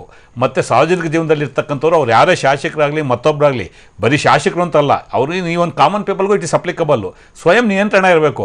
ನನ್ನ MLA ಎಲ್ಲ ನಾನು ಮಾತಾಡ್ಬೋದು, ಇಲ್ಲ, ಲಾ ವಿಲ್ ನಾಟ್ ಪರ್ಮಿಟ್. ನನಗೂ ಒಬ್ಬ MLAಗೆ ಅಪ್ಲಿಕಬಲ್ ಆಗೋದು, ಒಬ್ಬ ಕಾಮನ್ ಮ್ಯಾನ್ಗೂ ಅಪ್ಲಿಕಬಲ್ಲು. ಅಲ್ಲಿ ಸುಪ್ರೀಂ ಕೋರ್ಟ್ ಜಡ್ಜ್ ಇದೆ, ಅವ್ರಿಗೂ ಅಪ್ಲಿಕಬಲ್ಲು. ಮೊನ್ನೆ ಕಾಡ್ಸೋರಿಗೆ ಸುಪ್ರೀಂ ಕೋರ್ಟ್ ಕರ್ಸಿದ್ರು, ಚಿಮಾರಿ ಹಾಕೋರು, ಕೊನೆಗೆ ಅಪಾಲಜಿ ಕೇಳಿದವರು. ನಾನು ಹೇಳ್ತಕ್ಕಂಥದ್ದು, ಕಾನೂನು ಈ ದೇಶದಲ್ಲಿ ಎಲ್ಲರಿಗೂ ಒಂದೇ. ಒಬ್ಬ ಸಾಮಾನ್ಯ ಪ್ರಜೆಯಿಂದ ಹಿಡಿದು ಸುಪ್ರೀಂ ಕೋರ್ಟ್ ಜಡ್ಜ್ವರೆಗೂ ಒಂದೇ ಕಾನೂನು ಇರ್ತಕ್ಕಂಥದ್ದು. MLAಗೂ ಅದೇ ಕಾನೂನು, ಸಾಮಾನ್ಯ ಮನುಷ್ಯನಿಗೂ ಅದೇ ಕಾನೂನು. ಹಂಗಂತೇಳಿ ಮಾಡಿ ಅಂತ ನಾನು ಹೇಳ್ತಾ ಇಲ್ಲ. ಯಾರೇ ಮಾಡೋರು ತಪ್ಪು, ನಾವು ಸ್ವಯಂ ನಿಯಂತ್ರಣವನ್ನು ಹಾಕಬೇಕು. ಸಾರ್ವಜನಿಕ ಜೀವನದಲ್ಲಿ ಸಾರ್ವಜನಿಕ ವ್ಯಕ್ತಿಯಾಗಿ ಬಾಳೋವಂಥವನು ನಿಯಂತ್ರಣವನ್ನು ಹಾಕಬೇಕಾಗುತ್ತೆ, ಮಾತಾಡಬಾರ್ದು. ಈಗ ಹಂಗಂತೇಳಿ ಇವ್ರು ಮಾಡಿರೋ ಸಮರ್ಥನೆ ನಾನು ಕೊಡ್ತಾ ಇಲ್ಲ. ಅವರು ಸಹ ಸ್ವಯಂ ನಿಯಂತ್ರಣ ಹಾಕಬೇಕಾಗುತ್ತೆ. ಯಾಕೆಂದರೆ ಸಮಾಜದಲ್ಲಿ ನಾವೇನು ಸಾರ್ವಜನಿಕ ಜೀವನದಲ್ಲಿ ಇರ್ತೇವೆ, ಬೇರೆಯವರಿಗೆ ಮಾದರಿಯಾಗಿ ನಡ್ಕೋಬೇಕಾಗುತ್ತೆ. ನಾವು ಒಳ್ಳೇದನ್ನು ಪಾಲನೆ ಮಾಡಿದ್ರೆ ನಮ್ಮ ಹಿಂದಿರ್ತಕ್ಕಂಥ ಒಳ್ಳೇದು ಪಾಲನೆ ಮಾಡ್ತಾರೆ. ಅವರ ವಿರುದ್ಧ 307 ಬಿಟ್ಟರೆ ಉಳಿದವ್ರ ವಿರುದ್ಧ ಕೇಸ್ಗಳು ಎಷ್ಟು ಬಾಲಿಶವಾಗಿ ಹಾಕಿದ್ದಾರೆ ಗೊತ್ತಾ ನಿಮಗೆ? ನಾನು ಅದನ್ನು ಒಪ್ಕೋತೀನಿ. ನಾನು ಕಾಗೆ ವಿರುದ್ಧ ಕೇಸ್ ಏನಿದೆ ನಾನು ಹೇಳ್ತಾ ಇರ್ತಕ್ಕಂಥದ್ದು, ಯಾರ್ಯಾದ್ರೂ ಸಹ ಕೇಸ್ಗಳೇ ಬಿದ್ದು ಹೋಗ್ತವೆ. ಇಷ್ಟು ಎವಿಡೆನ್ಸ್ ಇದೆ, ಇಷ್ಟು ನಿರಂತರವಾಗಿ ಎಲ್ಲ ವಾಹಿನಿಗಳು ಪ್ರಕಟ ಮಾಡ್ತಾ ಇದ್ದಾವೆ, ಪ್ರಸಾರ ಮಾಡ್ತಾ ಇದ್ದಾವೆ. ಈಗ ನಿಲ್ಲುತ್ತೆ ಕೋರ್ಟಲ್ಲಿ ಹೋದ್ರೆ? ಹಕೀಮ್ ಅವರೇ, ಒಂದು ಸಲ ಏನಾಗುತ್ತೆ, ನಾವು ಸತ್ಯವನ್ನು ತಿಳ್ಕೊಳ್ಳೋದಲ್ಲೇ ಮಾತಾಡಿದಾಗ ಮೊನ್ನೆ ಒಂದು ಪ್ರಕರಣ ಆಯಿತು. ಒಬ್ಬ ಮಹಿಳೆ ಹೋಗಿ ಅವ್ರದ್ದೇನೋ ಪರ್ಸ್ನಲ್ ಇದಕ್ಕೆ ನ್ಯಾಷನಲ್ ಇಶ್ಯೂ ಆಯ್ತು. ಅದು ಅಂದರೆ ಮಾಧ್ಯಮಗಳನ್ನ ದಿಕ್ಕು ತಪ್ಪಿಸೋಂಥ ಕೆಲಸನೂ ಆಗುತ್ತೆ ಇಲ್ಲಿ ಕೆಲವು ಸಮಯದಲ್ಲಿ. ಅವಳಿಗೆ ಏನೋ ಪರ್ಸ್ನಲ್ ಇಶ್ಯೂ ತೊಗೊಂಡೋಗಿ ಕಂಪ್ಲೇಂಟ್ ಕೊಟ್ಟು ರಾಷ್ಟ್ರೀಯ ಮಟ್ಟದಲ್ಲಿ ಬೆಂಗಳೂರಿನ ಇಮೇಜನ್ನು ಕೆಡಿಸುವಂಥ ಪ್ರಯತ್ನ ಆಯಿತು. ಹಾಗಾಗಿ ಕೆಲವು ನಿಯಂತ್ರಣಗಳನ್ನ ನಾವು ಹಾಕಬೇಕಾಗುತ್ತೆ. ಯಾರೇ ಸಾರ್ವಜನಿಕ ಜೀವನದಲ್ಲಿ ನಾನೊಬ್ಬ ಕಾಮನ್ ಮ್ಯಾನು ಅಧಿಕಾರದಲ್ಲಿ ಇಲ್ಲ, ನಾನು ಸಹ ನಿಯಂತ್ರಣವನ್ನು ಮೀರಿ ಹೋಗಬಾರ್ದು, ನಾನು ಸಹ ಕೆಟ್ಟ ಪದ್ಯವನ್ನು ಬಳಕೆ ಮಾಡಬಾರ್ದು. IPC ಕಾನೂನಲ್ಲೂ ಅಪರಾಧ, ಮತ್ತೆ ನಾವು ಹಾಕೊಂಡಿರ್ತಕ್ಕಂಥ ಸ್ವಯಂ ನಿಯಂತ್ರಣ ಇದೆಯಲ್ಲ ಅದರಲ್ಲೂ ಸಹ ಅದು ಅಪರಾಧ.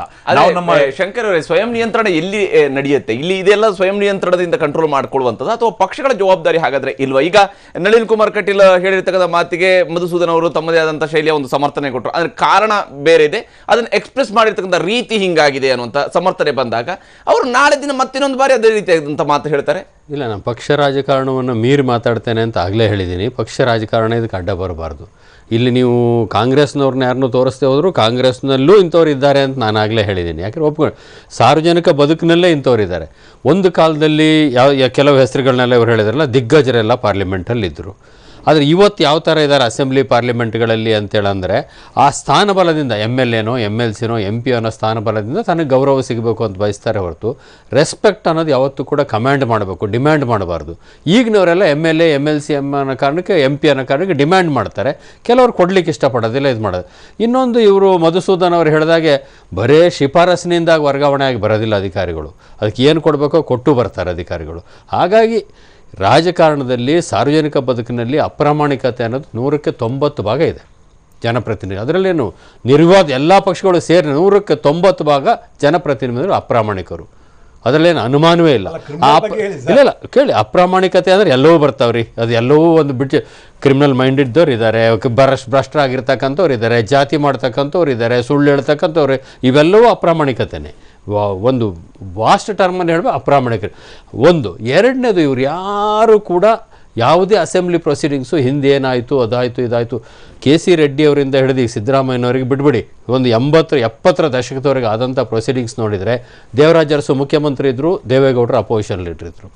ಅದಕ್ಕಿಂತ ಹಿಂದೆ ದಿಗ್ಗಜರೆಲ್ಲ ಅಸೆಂಬ್ಲಿನಲ್ಲಿ ಆಗ ನಡೆದಂಥ ಎಂತೆಂಥ ವಿಚಾರಗಳು ಬಂದಿದ್ದಾವೆ, ಎಷ್ಟು ಯಾವ ರೀತಿ ನಿರ್ವಹಿಸಿದ್ದಾರೆ ಅಂದರೆ ನೀವು ಅಸೆಂಬ್ಲಿ ಪ್ರೊಸೀಡಿಂಗ್ಸ್ಗಳು ನೋಡಿದರೆ ಇಡೀ ಜೀವಮಾನದಲ್ಲಿ ಒಂದೇ ಒಂದು ಅಸಂಸದೀಯ ಪದ ಬಳಸ್ತಾ ಇರುವಂಥ ಅನೇಕ ಜನ ನಾಯಕರುಗಳು ಅಸೆಂಬ್ಲಿನಲ್ಲಿ ಆಗೋಗಿದ್ದಾರೆ. ಈಗ ನಿಮ್ಮ ಪಾತ್ರನೂ ಇದೆ ಮಾಧ್ಯಮ, ನೀವು ತಪ್ಪು ತಿಳ್ಕೊಬಾರ್ದು. ನೀವು ಯಾರಾದರೂ ಒಂದು ಗಂಭೀರವಾಗಿರುವಂಥ ಚರ್ಚೆ ಮಾಡಿದರೆ, ಭಾಳ ಅಧ್ಯಯನ ಮಾಡಿ ಏನಾದರೂ ಮಾತಾಡಿದರೆ ಅದು ಪ್ರಚಾರಕ್ಕೆ ಸಿಗೋದಿಲ್ಲ. ಕಾರಣ ಅದರಿಂದ ಯಾರೂ ಜನ ಅದನ್ನ ಇಷ್ಟಪಡೋದಿಲ್ಲ. ಹಾಗಾಗಿ ಏನಾಗ್ತದೆ, ಕುರ್ಚಿ ಮೇಲೆ ಹತ್ತು ನಿಂತ್ಕೊಂಡ್ರೆ, ಬಟ್ಟೆ ಹರ್ಕೊಂಡ್ರೆ, ಇನ್ನೊಬ್ಬನ ಬೈದರೆ, ಬೇರೆ ಅಸಂಸದೀಯ ಪದ ಬಳಸಿದರೆ, ಇಂಥವು ಮಂಗಾಟಗಳನ್ನ ಆಡ್ದಂಥವ್ರದ್ದೇ ಪ್ರಚಾರ ಸಿಗೋದ್ರಿಂದ ಜನಗಳಿಗೆ ಏನು ಬೇಕು, ನಮ್ಮ ಶಾಸಕ ಸಕ್ರಿಯರಾಗಿದ್ದಾನೆ, ನಮ್ಮ ಸಂಸದ ಸಕ್ರಿಯನಾಗಿದ್ದಾನೆ, ಅವನು ಸಕ್ರಿಯನಾಗಿರೋದು ಹೇಗೆ, ಫ್ಲೆಕ್ಸ್ ಹಾಕ್ಕೊಳ್ಳೋದು, ಟಿವಿಗಳಲ್ಲಿ ಕಾಣೋದು, ಪೇಪರ್ನಲ್ಲಿ ಹೆಸರು ಬರೋಂಥದ್ದು. ನಾನು ಸಭಾಪತಿಯಾಗಿದ್ದಾಗ ನಡೆದಂಥ ಒಂದು ಘಟನೆ, ಇವರು ಇದ್ದರು ಆಗ ಸದಸ್ಯರಾಗಿ, ಅಲ್ಲಿ ಮಾತಾಡ್ತಕ್ಕಂಥ ಯಾವ ಪ್ರದೇಶ ಅಂತ ಬೇಡ, ಆ ಪ್ರದೇಶದವ್ರು ಮಾತಾಡಿದ ತಕ್ಷಣ ಹೊರಗೆ ಹೋಗ್ತಾಯಿದ್ರು. ಸಂಸದೀಯ ಇದ್ರ ಪ್ರಕಾರ, ಶಿಷ್ಟಾಚಾರದ ಪ್ರಕಾರ ಒಬ್ಬ ಮಾತಾಡಿದ ನಂತರ ಕನಿಷ್ಠ ಇನ್ನೊಬ್ಬ ಶಾಸಕ ಮಾತಾಡೋರಿಗೆ ಮಾತು ಮುಗಿಸೋರಿಗೆ ಹೊರಗೆ ಹೋಗಬಾರ್ದು, ಅದೊಂದು ಶಿಷ್ಟಾಚಾರ. ನಾನು ಅವ್ರನ್ನ ಕೇಳಿದೆ, ಆಮೇಲೆ ಕರೆದು ಯಾಕ್ರಿ ಮಾತಾಡಿದ ತಕ್ಷಣ ಹೊರಗೆ ಹೋಗ್ತೀರಿ ಅಂದರೆ, ಒಂದು ಪತ್ರಿಕೆ ಹೆಸರು ಹೇಳಿದ್ರು ಅವರು, ಇದು ಇಲ್ಲಿ ನಿಮ್ಮ ರೆಕಾರ್ಡಲ್ಲಿ ಇರಲಿ ಬಿಡಲಿ, ಅದು ಆ ಪತ್ರಿಕೆಯಲ್ಲಿ ನಾಳೆ ಬರದೇ ಹೋದ್ರೆ ಅದು ನಮ್ಮೂರಿನಲ್ಲಿ ಜನ ನಾನು ಸಕ್ರಿಯವಾಗಿಲ್ಲ ಅಂತ ಭಾವಿಸ್ತಾರೆ, ಹಾಗೆ ಅದಕ್ಕೆ ಆ ರಿಪೋರ್ಟರ್ ಹತ್ರ ಮಾತಾಡೋಕ್ಕೆ ಹೋಗಿದ್ದೆ ಅನ್ನೋ ಮಾತನ್ನು ಅವ್ರು ಹೇಳಿದರು. ಈ ರೀತಿಯ ಮನೋಭಾವ ಇರತಕ್ಕಂಥ ಶಾಸಕರಲ್ಲಿ, ಪ್ರಚಾರವೇ ಇಲ್ಲದೆ ಇಡೀ ದಿವಸ ಕೂರ್ತಾ ಇದ್ದಂಥ ಶಾಸಕರಲ್ಲಿ, ನೆಹರು ಕಾಲದಲ್ಲಿ ನೆಹರೂರವರು ಬೆಳಗ್ಗೆ 11 ಗಂಟೆ ಪಾರ್ಲಿಮೆಂಟಿಗೆ ಎಂಟ್ರ್ ಆದರೆ ಸಾಯಂಕಾಲ 6 ಗಂಟೆ ಪಾರ್ಲಿಮೆಂಟ್ ಅಡ್ಜರ್ನ್ ಆಗೋವರೆಗೂ ಕೂರ್ತಾ ಇದ್ರಂತೆ. ಅಂಥವ್ರು ಬೇರೆ ಪಾರ್ಟಿನಲ್ಲೂ ಬೇಕಾದಷ್ಟು ಜನ ಇದ್ರು ಎಲ್ಲ ಕೂಡ. ಎಂಥ ಔದಾರ್ಯ ಇತ್ತು ಅಂದರೆ, ಅಟಲ್ಜಿಯವರು ಬಂದು ಪ್ರಪ್ರಥಮ ಬಾರಿ ಪಾರ್ಲಿಮೆಂಟ್ನಲ್ಲಿ ಭಾಷಣ ಮಾಡಿದಾಗ ನೆಹರುಗೆ ಎಷ್ಟು ಔದಾರ್ಯ ಇತ್ತು ಅಂದರೆ, ಇವರು ಒಂದು ದಿವಸ ಮುಂದೊಂದು ದಿವಸ ಭಾರತ ಪ್ರಧಾನಮಂತ್ರಿ ಆಗ್ತಾರೆ ಅಂತ ಹೇಳೋಷ್ಟು ಔದಾರ್ಯ ನೆಹರುಗೆ ಇತ್ತು. ಆಗ 52-57 ಇಸ್ವಿನಲ್ಲೂ ಅದು ನೆಹರು ಹೇಳಿದ್ದು, ಅಟಲ್ಜಿಗೆ ಆಗುವತ್ತು ಹೇಳಿದ್ದು. ಅದೇ ರೀತಿ ಅಟಲ್ಜಿಯವರು ವಿರೋಧ ಪಕ್ಷದ ನಾಯಕರಾಗಿದ್ದಂಥ ಸಂದರ್ಭ ಇಂದಿರಾ ಗಾಂಧಿ ಬಾಂಗ್ಲಾದೇಶದ ವಾರ್ನಲ್ಲಿ ಪ್ರಧಾನಮಂತ್ರಿಯಾಗಿ ಯುದ್ಧ ಮುಗಿದ ನಂತರ ಈಕೆ ಪ್ರಧಾನಮಂತ್ರಿ ಅಲ್ಲ, ಈಕೆ ದುರ್ಗೆ ಅನ್ನೋ ಮಾತನ್ನು ಹೇಳುವಷ್ಟು ಉದಾರತ್ವ ಇತ್ತು, ಸೌಜನ್ಯ ಇತ್ತು. ಅದು ಆ ರೀತಿ ಅಂಥದ್ದನ್ನೆಲ್ಲ ಓದಿದರೆ ಇವ್ರು ಯಾರಾದರೂ ಗೊತ್ತಾ, ಇವ್ರು ಓದ್ಕೊಂಡ್ರದೇನು, ಯಾವ ಜಾತಿಗಳಿದ್ದಾವೆ, ಎಷ್ಟು ಒಳಜಾತಿಗಳಿದ್ದಾವೆ, ಯಾರ ಹತ್ರ ಎಷ್ಟು ದುಡ್ಡಿದ್ದಾವೆ, ಯಾರಿಗೆ ಏನು ಕಾಂಟ್ರಾಕ್ಟ್ಗಳು ಕೊಡಬೇಕು, ಯಾವ ಅಧಿಕಾರಿಗಳನ್ನ ಹಾಕ್ಸ್ಕೊಬೇಕು, 100ಕ್ಕೆ 90 ಭಾಗ ಇದರಲ್ಲಿ ಅಪರಾಧಿ ಸ್ಥಾನದಲ್ಲಿ ನಿಲ್ಲಬೇಕಾಗಿರೋದು ಪಕ್ಷಗಳೇ, ಬೇರೆಯವರಲ್ಲ.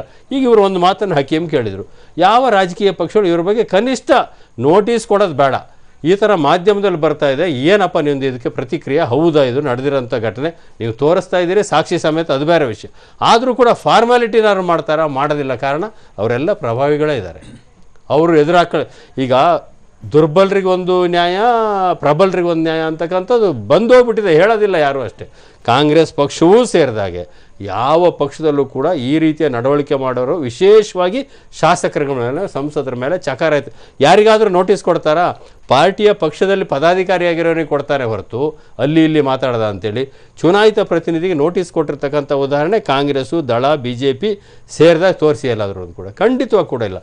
ಹಾಗೆ ಇದೆಲ್ಲದಕ್ಕೂ ಮೂಲಭೂತವಾಗಿರುವಂಥ ಕಾರಣ ಎಲ್ಲ ರಾಜಕೀಯ ಪಕ್ಷಗಳು, ನನ್ನ ಪಕ್ಷವು ಸೇರಿದಾಗೆ ಚುನಾವಣೆ ಗೆಲ್ಲದೇ ಮುಖ್ಯ ಹೊರತು ಬೇರೆ ಯಾವುದೂ ಮುಖ್ಯ ಅಲ್ಲ ತೀರ್ಮಾನಕ್ಕೆ ಬಂದುಬಿಟ್ಟಿದೆ.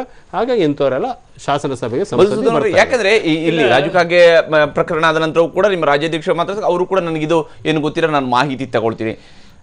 ಇವೆಲ್ಲ ನಡೆದ ಮೇಲೆ ಹಾಗಾದ್ರೆ ಯಾಕೆ ರಾಜಕೀಯ ಪಕ್ಷಗಳಿಗೆ ಹಾಗಾದ್ರೆ ಜವಾಬ್ದಾರಿ ಇಲ್ವಾ? ಇಂಡಿವಿಜುವಲ್ ಆಗಿ ಅವ್ರನ್ನ ಬಿಟ್ಬಿಡ್ಬೇಕಾ? ಹಾಗಾದ್ರೆ ಇನ್ನೊಂದು ಪ್ರವೃತ್ತಿಯನ್ನು ನಾವು ಕಾಣ್ತಾ ಇದ್ದೇವೆ. ಒಂದು ಮಾತಿದೆ, in democracy you get a representative what you deserve ಅಂತ ಹೇಳಿ. ಇವತ್ತು ಅಕಸ್ಮಾತು ಸೌಜನ್ಯವಾಗಿ ಯಾರೋ ಅಧಿಕಾರಿಗಳ ಹತ್ರ ಮಾತನಾಡಿದಂಥ ವ್ಯಕ್ತಿನ ಜನ ಇಷ್ಟಪಡಲ್ಲ ರೀ. ನಮ್ಮ ಹತ್ರ ಬರ್ತಾರೆ, ನಾವು ಅಲ್ಲಿರೋ ಒಬ್ಬ ಅಧಿಕಾರಿ ಜೊತೆ ಭಾಳ ಗೌರವಯುತವಾಗಿ, ಏನು ರೀ ರಾಮಯ್ಯನವರೇ, ಭಾಳ ದಿನ ಆಯಿತು ನಿಮ್ಮ ಹತ್ರ ಹಿಂಗೆ ಸೋಮೇಗೌಡರು ತಂದು ಕೊಟ್ಟರು ಅಂತ ಅರ್ಜಿ ತಾವಿನ್ನೂ ವಿಲೇವಾರಿ ಮಾಡಿಲ್ವಲ್ರಿ. ಅವನೇನೋ ಕಾರಣ ಹೇಳ್ತಾನೆ, ಆಗ್ಬೋದ್ರಿ ಇನ್ನೊಂದು ವಾರ ದಯವಿಟ್ಟು ಮಾಡಿಕೊಡಿ ಅಂತ ನಾನು ಏನಾರ ಭಾಳ ಗಂಭೀರವಾಗಿ ಮರ್ಯಾದೆಯಿಂದ ಅಧಿಕಾರಿ ಜೊತೆ ಮಾತಾಡಿದ್ರೆ, ಹೊರಗಡೆ ಹೋಗಿ ಇದೇ ವ್ಯಕ್ತಿ ಯಾರ ಪರವಾಗಿ ನಾನು ಮಾತಾಡಿದ್ದೆ ಆ ವ್ಯಕ್ತಿ ಹೊರಗಡೆ ಪರವಾಗಿ ಹೋಗಿ ಹೇಳ್ತಾನೆ, ಮಧು ಪುಸುಕಲ ರೀ, ಮಧು ಮಾತಾಡೋಕ್ಕೆ ಬರಲ್ಲ. ಹಿಂಗಿದ್ರೆ ಯಾವ ಅಧಿಕಾರಿ ಮಾತು ಕೇಳ್ತಾರೆ? ಒಂದು ಆವಾಜ್ ಹಾಕ್ಬೇಕು ನೋಡ್ರಿ, ಆವಾಜ್ ಹಾಕಿದ್ರೆ ಮಾತು ಕೇಳೋದು. ಜನಪ್ರತಿನಿಧಿಗಳ ಮೇಲೆ ಈ ಒಂದು ಒತ್ತಡ ಇದೆ. ಅಧಿಕಾರಿಗಳ ಮಾತು ಕೇಳಬೇಕಾದ್ರೆ ಜಬರಿಸ್ಬೇಕು, ಹೊಡಿಬೇಕು, ಗುಂಡಾಗಿರಿ ಮಾಡಬೇಕು. ಆ ಕೆಲಸ ಆಗುತ್ತಾ ಬಿಡ್ತಾ ಬಿಡ್ರಿ. ಒಂದು ಬೈಯಕ್ಕೇನ್ರಿ ಗಂಟೋಗಿತ್ತು ಇವ್ರಿಗೆ? ನಾವು ಅಷ್ಟು ಇವ್ರಿಗೋಸ್ಕರ ದುಡ್ದಿದ್ದೀವಿ, ನಮ್ಮ ಪರವಾಗಿ ಒಂದು ಆವಾಜ್ ಹಾಕಲಿಲ್ಲ ಅಧಿಕಾರಿ ಮೇಲೆ. ಈ ಥರದ ಸ್ಥಿತಿ ನಿರ್ಮಾಣ ಆಗ್ತಾ ಇದೆ. ನಾನು ನಿಮ್ಗೆ ಹೇಳ್ತಾ ಇರುವಂಥದ್ದು, ಬಾವಿಯ ನೀರು ಕೆಟ್ಟಾಗ ನಿಮ್ಮ ಕೊಡದಲ್ಲಿ ಕೆಟ್ಟ ನೀರು ಬಂದಿದೆ ಅಂತ ನೀವು ಕೊಡನೇ ಯಾಕೆ ಬೈತೀರಿ? ನೀವು ಎಲ್ಲೋ ಒಂದು ಕಡೆ ವ್ಯವಸ್ಥೆಯಲ್ಲಿ ಬದಲಾವಣೆ ಆಗಬೇಕಾಗಿದೆ. ಒಂದು ಮಾತಿದೆ, ಬಹುಶಃ ಯಾವುದೇ ರಾಜಕಾರಣಿ ಯಾವುದಕ್ಕೆ ಹೆದರ್ತಾನೆ? ಮಾಧ್ಯಮಕ್ಕೆ ಹೆದರೋದಿಲ್ಲ, ಪೊಲೀಸವ್ರಿಗೆ ಹೆದರಲ್ಲ, ಕಾನೂನಿಗೆ ಹೆದರಲ್ಲ, ಸರ್ಕಾರಕ್ಕೆ ಹೆದರಲ್ಲ, ತನ್ನ ಪಕ್ಷಕ್ಕೆ ಹೆದರಲ್ಲ, ಮನೆಯವ್ರಿಗೆ ಹೆದರಲ್ಲ, ಕಲಿಸಿದಂಥ ಗುರುಗಳಿಗೆ ಹೆದರಲ್ಲ. ಹೆದರೋದು ಒಂದೇ ಒಂದಕ್ಕೆ, ಚುನಾವಣೆಗೆ. ನಾನು ಈ ರೀತಿ ನಡ್ಕೊಂಡ್ರೆ ನಾಳೆ ನನ್ನ ಮತದಾರರು ನನಗೆ ವೋಟ್ ಹಾಕಲ್ಲ ಅಂತ ಯಾರಿಗಾರ ಅನ್ನಿಸಿದ್ರೆ ಅವಾಗ ಆ ವ್ಯಕ್ತಿ ಬದಲಾವಣೆ ಆಗ್ತಾನೆ. ಮಧುಸೂದನ್ ಅವರು ಇಲ್ಲಿ ವಾಸ್ತವವಾಗಿರ್ತಕ್ಕಂಥ ಅನೇಕ ಸಮಸ್ಯೆಗಳ ಬಗ್ಗೆ ಪ್ರಸ್ತಾಪಿಸಿ, ಯಾಕಂದ್ರೆ ಇಲ್ಲಿ ಯಾವ ರೀತಿಯಂತ ಒಂದು ಮನಸ್ಥಿತಿ ಇಲ್ಲಿ ಇದೆ ಅನ್ನೋದ್ರ ಬಗ್ಗೆ ಕೂಡ ಅವ್ರು ಹೇಳ್ತಾರೆ ಅಂತ. ಇದ್ರ ಬಗ್ಗೆ ಚರ್ಚೆ ನಾವು ಮುಂದುವರಿಸೋಣ ಚಿಕ್ಕ ಬ್ರೇಕ್ ನಂತರ.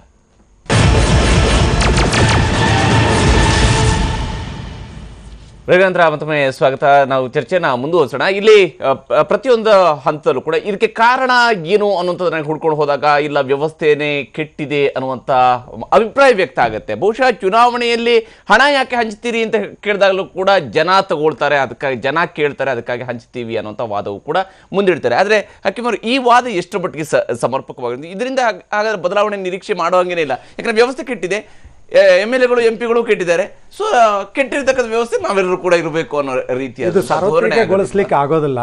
ಪ್ರತಿಯೊಬ್ಬ ನಾಯಕನಿಗಾಗಲಿ ಪ್ರತಿಯೊಬ್ಬ ವ್ಯಕ್ತಿಗಾಗಲಿ ಇದು ಅಂದರೆ ವೋಟರ್ಸ್ಗಾಗಲಿ ಇದು ಸಾರ್ವತ್ರಿಕಗೊಳಿಸ್ಲಿಕ್ಕೆ ಆಗೋದಿಲ್ಲ.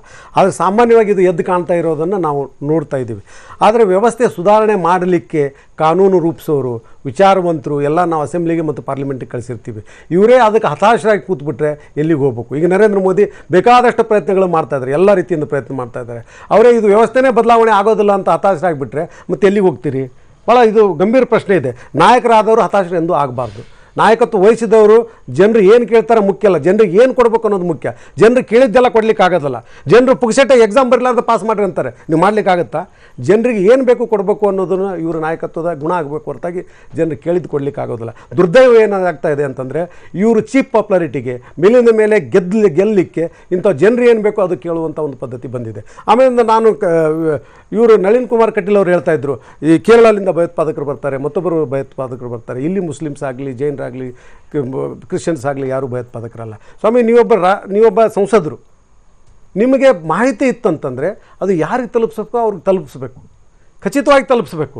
ಯಾಕಂತಂದ್ರೆ ಅವ್ರಿಗೆ SP ಇರ್ತಾರೆ, ಅವ್ರಿಗೆ IGP ಇರ್ತಾರೆ, ಗೌರ್ಮೆಂಟ್ ಇರ್ತಾರೆ. ಒಂದು ನಿಮಿಷ ಹೇಳ್ತೀನಿ ನಾನು ಹಕೀಮ್ರೆ, ಇವತ್ತು ಆ ಸ್ಥಿತಿ ಇಲ್ಲ. ಇವತ್ತು ಯಾಕಿಲ್ಲ? ಇಲ್ಲ, ನಾನು ಒಂದು 20 ವರ್ಷ ಚರ್ಚೆ ಮಾಡೋದು ಗೊತ್ತಿದೆ. ನಳಿನ್ ಕಟೀಲ್ ಅವ್ರದ್ದು ತೊಂದರೆ ಏನು ನನಗೆ ಗೊತ್ತಿದೆ. ನಾನು 20 ವರ್ಷದಿಂದ ಇದ್ದೀನಿ. ನಾವು ಅಂಥವ್ರ ಬಗ್ಗೆ ಕೊಟ್ಟಂತ ಮಾಹಿತಿಗಳ ಬಗ್ಗೆ ಯಾವುದೇ ಕ್ರಮ ನಡೆಯಲ್ಲ. ಯಾಕೆ ನಡೆಯಲ್ಲ? ಅರೆ, ಎಷ್ಟು ಬಗ್ಗೆ ನಾನು ಕೊಟ್ಟಿದ್ದೀನಿ, ಎಷ್ಟು ಬಗ್ಗೆ ಕೊಟ್ಟಿದ್ದೀವಿ ನಾವು ಅಂತ ಮಾಹಿತಿ. ಈಗ ಏನಾಯ್ತು ಅಂದ್ರೆ, ಒಬ್ಬನ ಕೊಲೆ ಆಯ್ತು, ಆ ಕೊಲೆ ರಾಜು ಅನ್ನೋರು ಕೊಲೆ ಆಯ್ತು, ಆ ಕೊಲೆ ಆಗಿ ಅಕ್ಟೋಬರ್ ಕೊಲೆ ಆಗಿದೆ, ಇವತ್ತಿನ ತನಕ ಬಂಧನ ಆಗಿಲ್ಲ.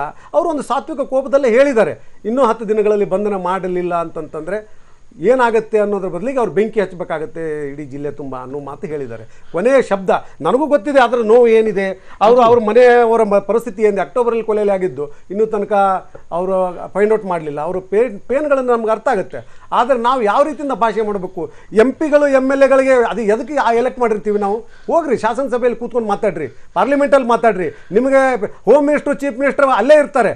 ಈಗ ನೀವು ನಮ್ಮ ಜೊತೆನೆ ಗಲ್ಲಿಯಲ್ಲಿ ನಿಂತು ಮಾತಾಡೋ ಪರಿಸ್ಥಿತಿ ಬಂದ್ರೆ ನಿಮ್ಮನ್ನ ಯಾಕೆ ಆರಿಸಿ ಬರಬೇಕು, ಆರಿಸಿ ಕಳಿಸ್ಬೇಕು? ಅಲ್ಲ, ಇದು ನಾನು ಹೇಳ್ತಾ ಇರೋದು. ನಿಮಗೆ ಯಾಕೆ ಕೆಲವು ಗಲ್ಲಿಗಳಲ್ಲಿ ಆರಿಸಿ ಆಗ್ಬೇಕಾದ್ರೆ ನಾವು ಗಲ್ಲಿಯಲ್ಲೇ ಇರ್ತೀವಿ, ನೀವು ಪಾರ್ಲಿಮೆಂಟ್ ಅಸೆಂಬ್ಲಿಗೆ ಹೋಗ್ಬೇಕಾದ್ರೆ ಅಲ್ಲೇ ಮಾತಾಡಿ ಅಂತ ಹೇಳ್ತೀವಿ. ಅಲ್ಲ, ಕೆಲವು ಸಂಗತಿಗಳು ಹತಾಶೆಯಿಂದ ಬರ್ತವೆ. ನಾನು ಒಪ್ಕೋತೇನೆ ಆ ಮಾತು, ಹತಾಶೆಗಳಿಂದ. ಏನಂತಂದ್ರೆ, ಇವತ್ತು ವೋಟ್ ಬ್ಯಾಂಕ್ ರಾಜಕಾರಣದಿಂದಾಗಿ ಕೆಲವರ ಮೇಲೆ ಮೊಕದ್ದಮೆಗಳನ್ನ ಹೂಡದೇ ಇರುವಂತ ಪರಿಸ್ಥಿತಿ ನಿರ್ಮಾಣಗಳಾಗಿದ್ದಾವೆ. ಯಾರ ಮೇಲೆ? ನಮ್ಮ ಈ ಚರ್ಚೆ ಬೇಡ. ಆದ್ರೆ ನಾನು ನಿಮ್ಗೆ ಹೇಳ್ತಾ ಇರೋದಾದ್ರೆ, ನಮ್ಮ ಕಾರ್ಯಕರ್ತರನ್ನು ಉಳಿಸ್ಕೊಳಕ್ ಆಗ್ತಾ ಇಲ್ಲ ರೀ. ದಕ್ಷಿಣ ಕನ್ನಡ ಜಿಲ್ಲೆಯಲ್ಲಿ ಟಾರ್ಗೆಟ್ ಮಾಡಿ ಕೊಲ್ತಾ ಇದ್ದಾರೆ. ಕಾಗೆ ಅವ್ರು ಬಿಟ್ರೆ ಎಲ್ಲರ ಮೇಲೂ ನಾನ್ ಬೇಲೇಬಲ್ ವಾರಂಟ್ ಇಲ್ಲ, ಆರಾಮಾಗಿ ಅವ್ರವ್ರು ಇದ್ದಾರೆ. ಅವನೊಬ್ಬನೇ ನಾಪತ್ತೆ ಆಗಿದ್ದಾನೆ, 307 ಹಾಕಿದ್ದಾರೆ. ಬೇರೆ ಏನ್ ಇಡೀ ಕೇರಳದಲ್ಲಿ ಮಾಡಿದ್ರಲ್ಲ, ಕತ್ತಿ ಚಿಗ್ಲಿಕ್ಕೆ ಹೋಗಿದ್ರು ಇಲ್ಲ ಅವರು? 307 ಯಾಕೆ ಹಾಕ್ಲಿಲ್ಲ ಅವ್ರ ವಿರುದ್ಧ? ನೀವು ಹೇಳ್ತಾ ಇರೋದು ಮಿಕ್ಕಿದೆಲ್ಲ ನಾನು ಹೇಳ್ತಾ ಇರೋದು. ನಾನು ಒಂದು ಕೇಸ್ ಬಗ್ಗೆ ಹೇಳ್ತಾ ಇರೋದು, ಇಡೀ ಕೇರಳದಲ್ಲಿ ಟಾರ್ಗೆಟ್ ಮಾಡಿ RSS ಕಾರ್ಯಕರ್ತರನ್ನ, BJP ಕಾರ್ಯಕರ್ತರನ್ನ ಕೊಲ್ತಾ ಇದ್ದಾರೆ.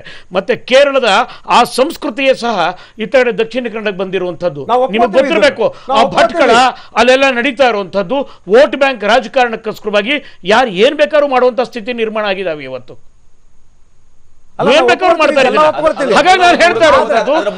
ಬೇರೆ ಬೇರೆ ಕಾರಣಗಳು ಕೂಡ ಇದಾವೆ ಗೋಮುಸದ. ಆದ್ರೆ ಈ ಇದರಲ್ಲಿ ಬೇಡ. ಆದ್ರೆ ಅನಂತಕುಮಾರ್ ಹೆಗಡೆ ಅಂತವ್ರು ಮಾಡಿರ್ತಕ್ಕ ಹಾಗಾದ್ರೆ ಇದು ಯಾವ ಹತಾಶೆ? ನಾನು ಹೇಳೋದಿಲ್ಲ, ಇದು ಅತ್ಯಂತ ಅಕ್ಷಮ್ಯ ರೀ. ನಾವು ಅದನ್ನ ಯಾರು ಚಿಕಿತ್ಸೆ ಸಿಕ್ಕಿಲ್ಲ ಅಂದ್ರೆ ಆ ನೆಕ್ಸ್ಟ್ ಡೇ ಇಡೀ ಶಿರ್ಸಿ ಎಲ್ಲ ಡಾಕ್ಟರ್ಗಳು ಕೂಡ ಹೋಗಿ ಪ್ರೊಟೆಸ್ಟ್ ಮಾಡ್ಕೊಂಡಿದ್ರೆ ಶಿರ್ಸಿ ಎಲ್ಲಾ ಜನರಿಗೂ ಕೂಡ ಅವತ್ತು ಚಿಕಿತ್ಸೆ ಸಿಗೋದಕ್ಕೆ ಚಾನ್ಸ್ ಇದೆ.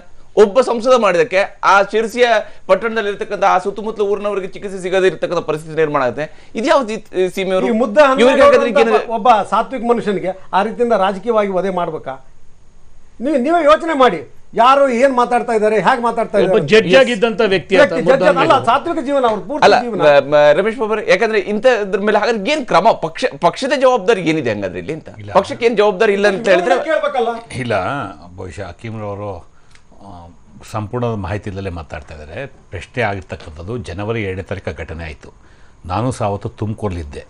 ಅವ್ರ ಮೇಲೆ ಅವ್ರ APMC ಎಲೆಕ್ಷನ್ ಸ್ಕೂಟ್ನಿ ಸಂದರ್ಭದಲ್ಲಿ ತಾಲೂಕು ಕಚೇರಿಗೆ ಹೋದಂಥ ಸಮಯದಲ್ಲಿ ಅವ್ರ ಮೇಲೆ ಅಲ್ಲೊಂದು ವಾಗ್ವಾದ ನಡೆಯುತ್ತೆ. ವಾಗ್ವಾದ ನಡೆದು MLA ಆಚೆ ಬಂದಾಗ ಅವ್ರನ್ನ ಇನ್ಸ್ಟಿಗೇಟ್ ಮಾಡಿ ಇವ್ರ ಮೇಲೆ ಒಂದು ಅಟ್ರಾಸಿಟಿ ಕೇಸ್, ಫಾಲ್ಸ್ ಕಂಪ್ಲೇಂಟ್ ಕೊಡಿಸ್ತಾರೆ.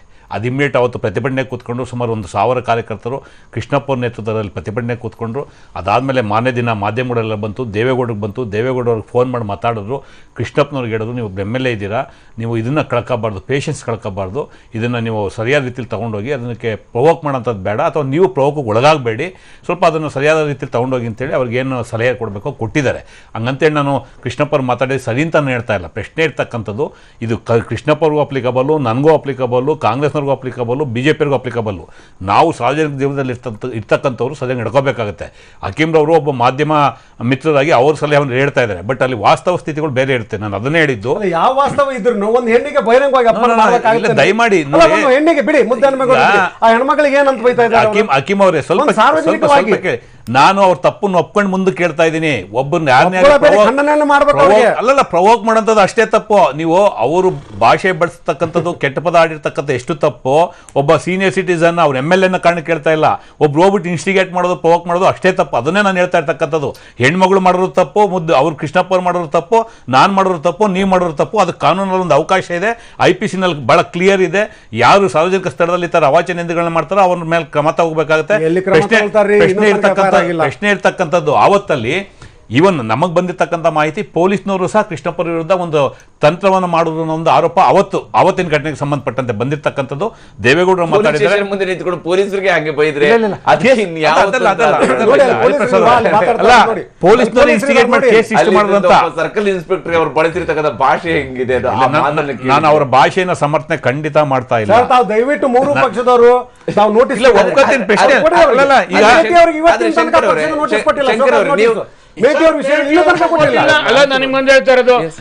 ತನ್ವೀರ್ ಶೆಟ್ಗೆ ಏನ್ರಿ ಮಾಡಿದ್ರು ಏನು ಮಾಡಕ್ಕಾಗ್ಲಿಲ್ಲ. ಶಂಕರ್ ಅವ್ರೆ, ಯಾಕಂದ್ರೆ ನೀವು ಕೂಡ ಹೇಳಿದ್ರೆ ಎಲ್ಲ ಸಮಸ್ಯೆ ಎಲ್ಲರಲ್ಲೂ ಇದೆ ಅಂತ ಹೇಳ್ತೀರಿ. ಹಾಗಾದ್ರೆ ಬೆಕ್ಕಿಗೆ ಗಂಟೆ ಕಟ್ಟೋರು ಯಾರು? ಇಲ್ಲಿ ಯಾರು ಹಾಗಾದ್ರೆ ಇದನ್ನ ಸ್ಟಾಪ್ ಮಾಡ್ಬೇಕಾಗಿರ್ತದ ಜವಾಬ್ದಾರಿ ಯಾರ್ದು ಹಾಗಾದ್ರೆ? ಶಂಕರ್, ರಾಜಕೀಯ ಪಕ್ಷ ಇದೆಲ್ಲ ಹಿಂಗೇನೆ ನಡ್ಕೊಂಡು ಹೋಗ್ಲಿ ಅಂತ ಹೇಳ್ಬಿಟ್ಟು ಅದರಲ್ಲಿ ಎರಡನೇ ಮಾತೆಲ್ಲ ರಾಜಕೀಯ ಪಕ್ಷಗಳಲ್ಲೇ ಪ್ರಾರಂಭ ಆಗಬೇಕು. ಮೊದಲನೇದಾಗಿ ರಾಜಕೀಯ ಪಕ್ಷಗಳಲ್ಲಿ ಆಂತರಿಕ ಪ್ರಜಾಪ್ರಭುತ್ವ ಬರಬೇಕು. ವ್ಯವಸ್ಥಿತವಾಗಿ ಕಾರ್ಯನಿರ್ವಹಣೆ ಮಾಡೋಂಥದ್ದು, ಆಗಾಗ ಕಾರ್ಯಕಾರಿ ಸಮಿತಿ ಸೇರೋಂಥ ಇಂಥ ವಿಷಯ ಚರ್ಚೆ ಆಗೋಂಥದ್ದು, ಅದಕ್ಕೊಂದು ಶಿಸ್ತು ಸಮಿತಿ ಅಂತ ಇರೋವಂಥದ್ದು, ನೋಟಿಸ್ ಕೊಟ್ಟಿದ್ದೆಲ್ಲ. ಈಗ ನೋಡಿ, ಕೇರಳದಲ್ಲೂ ರಾಜಕಾರಣಿಗಳಿದ್ದಾರೆ.